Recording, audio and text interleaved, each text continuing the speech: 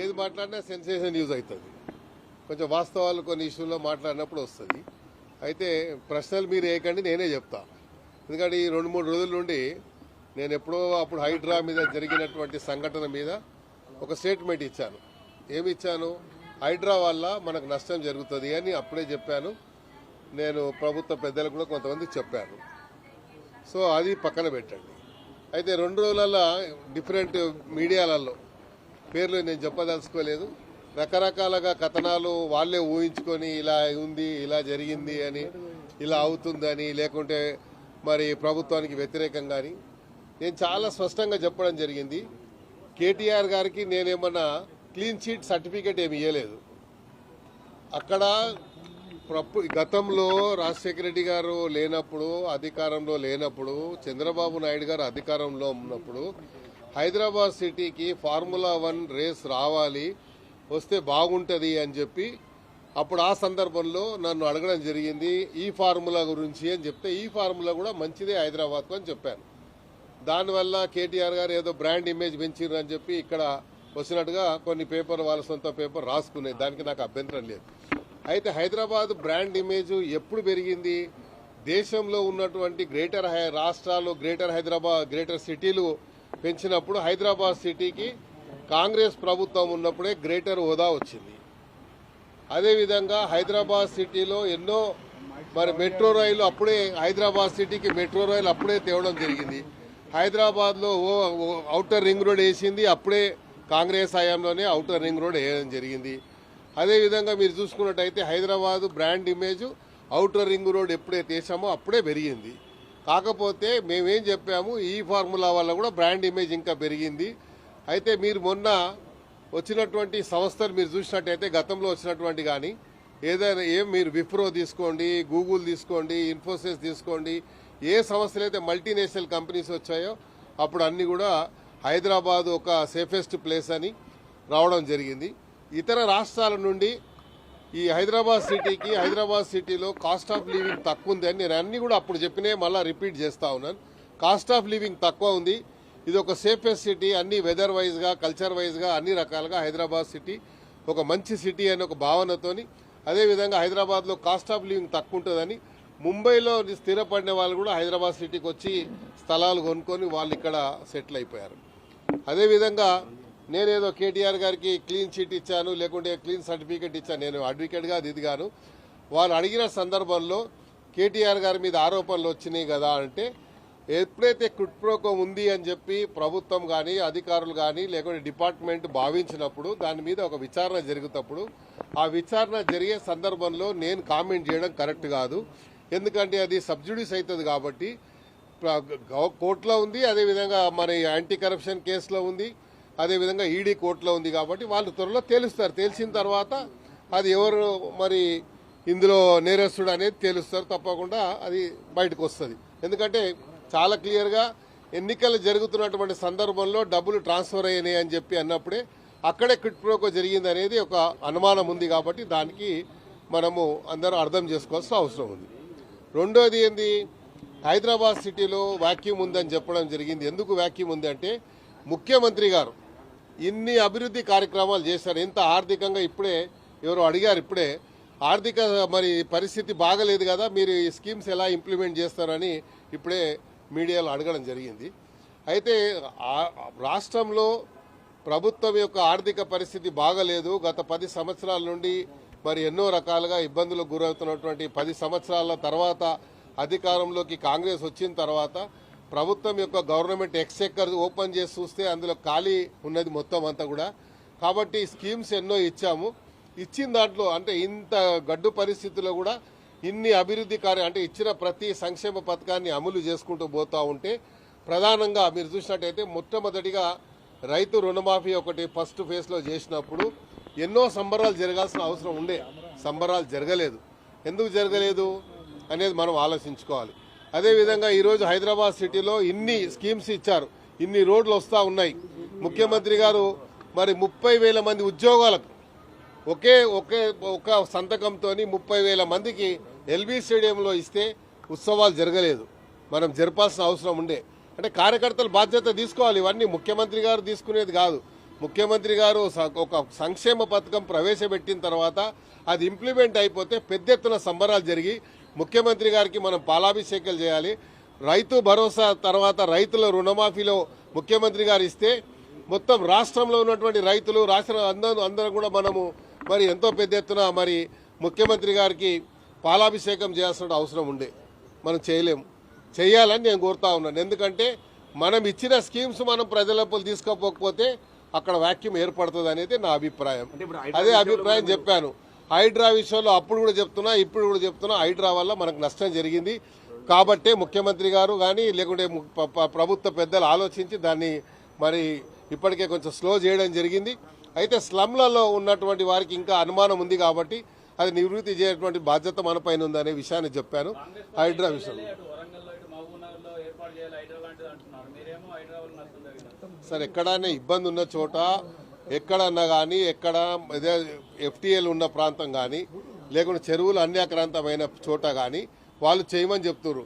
Common ప్లేస్లలో ఎవరు ఇల్లు కట్టుకోమని కాంగ్రెస్ నాయకులని మీరు బదలాం చేయకండి. ఏం చెప్తున్నారు, ఎక్కడైతే చెరువులు అన్యాక్రాంతమైనవో లేకుంటే బఫర్ జోన్లలో ఇల్లు కట్టుకున్నారో ముఖ్యమంత్రి గారి ఆలోచన కూడా అదే. బఫర్ జోన్లో మూసీ నదిని మరి సుందరీకరణ చేయాలని చెప్పి వద్దని ఎవరైనా అంటారా? అప్పుడే ఆ ప్రభుత్వం ఉన్నప్పుడే సుందరీకరణ జరగాలి, మూసీ యొక్క ప్రక్షాళన జరగాలని 10,000 కోట్ల రూపాయలు ఇచ్చినామని చెప్పి అప్పుడే ఇచ్చారు. అప్పుడే సోషో ఎకనామిక్ సర్వే చేసి వారి యొక్క కన్సర్న్ తీసుకోవడం జరిగింది. వారందరూ కూడా ఒక సేఫ్ ప్లేస్లో పంపిస్తామంటే అందరూ ఒప్పుకున్నారు. కానీ తీసే పద్ధతి బాగాలేక వాళ్ళు రకరకాలుగా ముఖ్యమంత్రి గారి గురించి ప్రభుత్వం గురించి మరి ఎన్నో రకాలుగా ఉచ్చరించడానికి మాటలు మాట్లాడారు కాబట్టి మాకు బాధ కలిగింది. ఇప్పటికైనా మూసి ఎప్పటికైనా ప్రక్షాళన జరగాలి. ఎందుకంటే హైదరాబాద్ ఒక హిస్టారికల్ ప్లేస్ కాబట్టి, హైదరాబాద్ ఒక చారిత్రాత్మకమైన ప్లేసు. సాలార్జంగ్ మ్యూజియం మనకు మూసీ నదికి ఆనుకొనే ఉంది. మరి హైదరాబాద్లో ఉన్నటువంటి తెలంగాణ హైకోర్టు మూసీ నదికి ఆనుకొనే ఉన్నది. ఉస్మానియా హాస్పిటల్ మనకు హైదరాబాదు దానికి మూసీకి ఆనుకొనే ఉన్నది. మరి అదేవిధంగా అక్కడ ఉన్నటువంటి సిటీ కాలేజు మూసీకి ఆనుకొనే ఉన్నది. చార్మినార్ మూసీకి ఆనుకొనే ఉన్నది. ఇక్కడ గోల్కొండ ఇంచుమించు మూసీకి ఆనుకొనే ఉన్నది.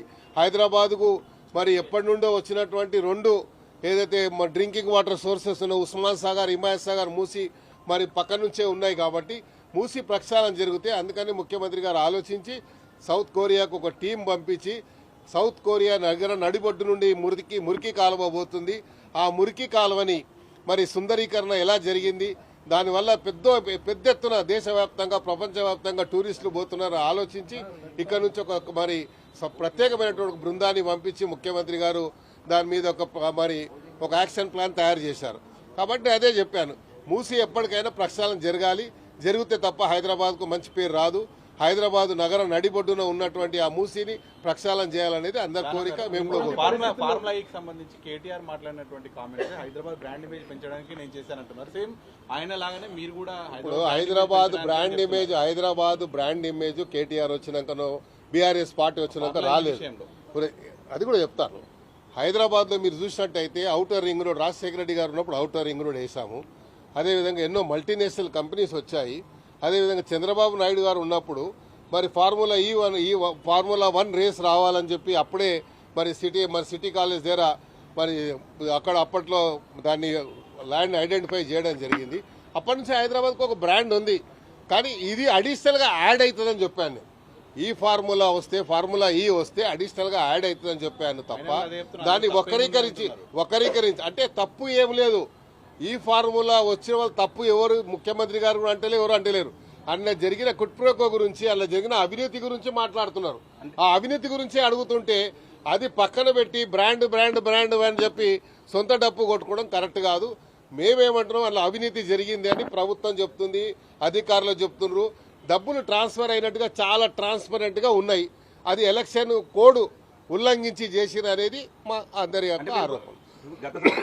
జరగాల్సిన కార్ రేసింగ్ మీరు క్యాన్సిల్ చేసుకున్నారు ఎందుకు? మరి చేస్తారు, ఇంకా కావాలి. హైదరాబాద్ ఇప్పుడు ప్రభుత్వంలో ఉన్నటువంటి మన ఆర్థిక పరిస్థితి మీకు తెలుసు. ఇప్పుడే మీరు TV9 వారు ఇప్పుడే అడిగారు, మీ ఆర్థిక పరిస్థితి బాగలేదు ఎలా చేస్తారని చెప్పారు. అందుకే అప్పట్లో పెద్దలు ఆలోచించారు, సంకల్పం ఉండాలి. సంకల్పం ఉన్నప్పుడు ఏదైనా చేయొచ్చు. Where there is a will there is a way అని చెప్పి పెద్దలు చెప్పారు. కాబట్టి ముఖ్యమంత్రి గారికి సంకల్పం ఉంది, తప్పకుండా ఇచ్చిన ప్రతి కార్యక్రమాన్ని ఇంప్లిమెంట్ అవుతాయి.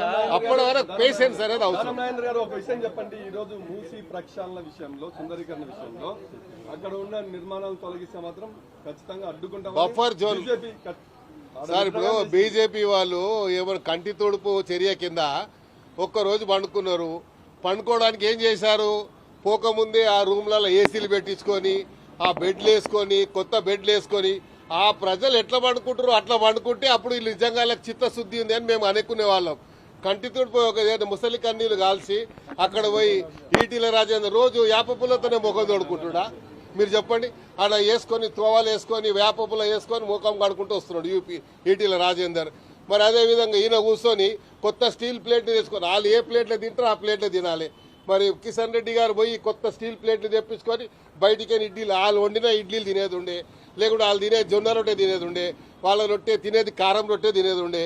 అట్లా చేయకుండా ఒక 300 మంది ముందే ఇళ్ళలో పోయి ఇండ్లు తీసుకొని ఆ ఇల్లు అంత క్లీన్ చేసుకొని అందులో ఏసీలు ఫిట్ చేయించుకొని అన్ని ఫిట్ చేయించుకొని పోయి ఎవరిని మరి మీరు మభ్య పెట్టడానికి, ఎవరిని మరి తప్పుదో పట్టించిన ప్రయత్నం చేస్తారు.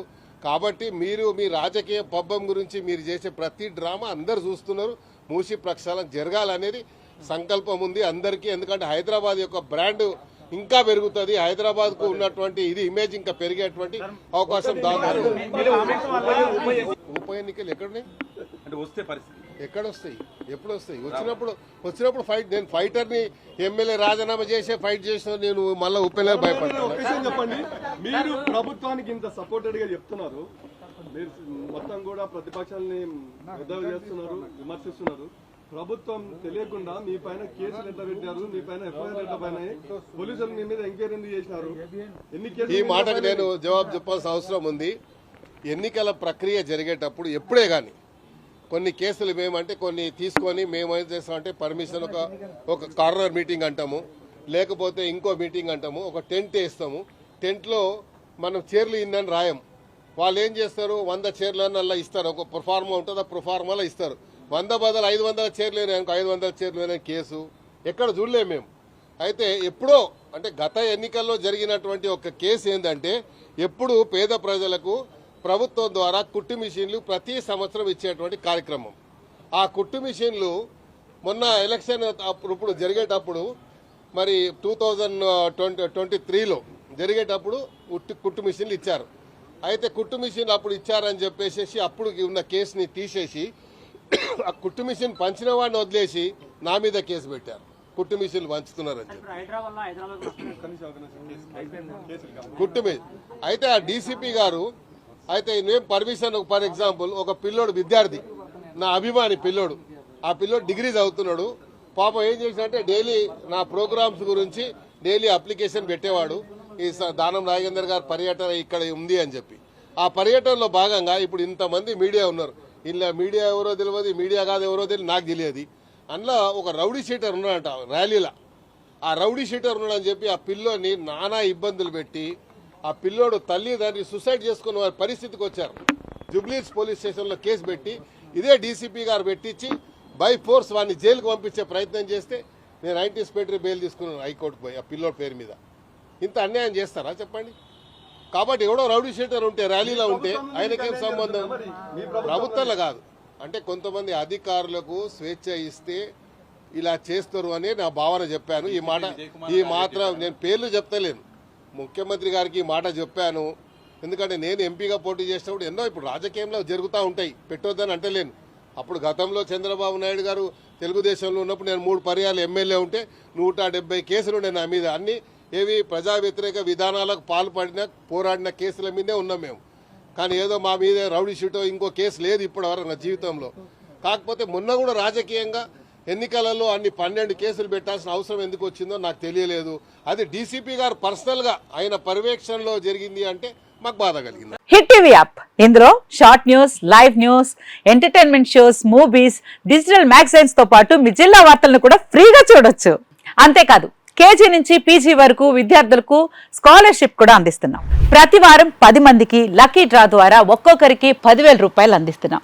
ఇంకెందుకు ఆలస్యం, వెంటనే హిట్ టీవీ యాప్ ని డౌన్లోడ్ చేసుకుని ఫ్రీగా ఎంటర్టైన్మెంట్ పొందండి. Hit TV app. Hit TV app. Please download Hit TV app. Hit TV యాప్ని ఫ్రీగా డౌన్లోడ్ చేసుకొని ఎంజాయ్ చేయండి. మీకు నచ్చిన ఎంటర్టైన్మెంట్ కోసం హిట్ టీవీ యాప్ ని ఫ్రీగా డౌన్లోడ్ చేసుకుని ఎంజాయ్ చేయండి. హిట్ టీవీ యాప్ని డౌన్లోడ్ చేసుకుని ఆస్వాదించండి, ఆశీర్వదించండి. ఇంతమంది సెలబ్రిటీలు హిట్ టీవీ యాప్ ని డౌన్లోడ్ చేసుకోండి అని చెప్తున్నారంటే ఎంత మంచి యాప్ ఆలోచించండి. అమెరికా అమెరికా అమెరికా అమెరికాలో చదవాలనుకునే వాళ్ళకి విశ్వసనీయమైన పేరు మన శౌర్య కన్సల్టెన్సీ. UK లో 1 year masters. UK లో 1 year masters. 2 years work permit up to 5 years visa. Contact Saurya Consultancy.